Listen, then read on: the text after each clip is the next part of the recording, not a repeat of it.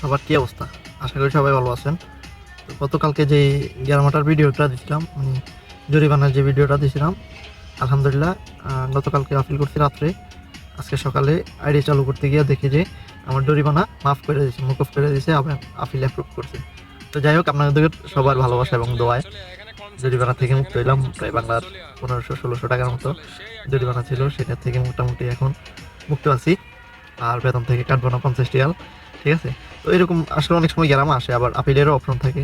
যদি সৎভাবে আপনি প্রুফ দিয়ে, অ্যাকুরেট প্রুফ দিয়ে যদি আপিল করতে পারেন, সেক্ষেত্রে কিন্তু আপিল 100% অ্যাপ্রুভ করে নেয়। ধরেন 100%-এর ভিতরে 98% হচ্ছে আপিল অ্যাপ্রুভ করে নেয়, আর 2% হচ্ছে অনেক সময় রিজেক্ট করে দেয় যদি আপনি তথ্য প্রমাণ অ্যাকুরেট না দিতে পারেন, ঠিক আছে? তো সবাই ভালো থাকবেন, সুস্থ থাকবেন, এবং এই সমস্যা জড়িত এইসব সমস্যাতে পড়লে মেসেঞ্জারে আমাকে নক দিবেন, আপিল করে দিবেন ইনশাল্লাহ। যদি ওদের ভালো লাগে, ওরা অ্যাপ্রুভ করবে। তবে হ্যাঁ, নির্ধারিত প্রমাণ রাখতে হবে, ঠিক আছে? আপনার কী কারণে অর্ডারটা ক্যান্সেল করছেন বা এইটা কী সমস্যার কারণে হয়েছে, ওইটার অ্যাকুরেট প্রুফ লাগবো। প্রুফ থাকতে কিন্তু আপনার আপিল 100% অ্যাপ্রুভ করবো, ঠিক আছে? তো সবাই ভালো থাকবেন, সুস্থ থাকবেন। আসসালামু আলাইকুম।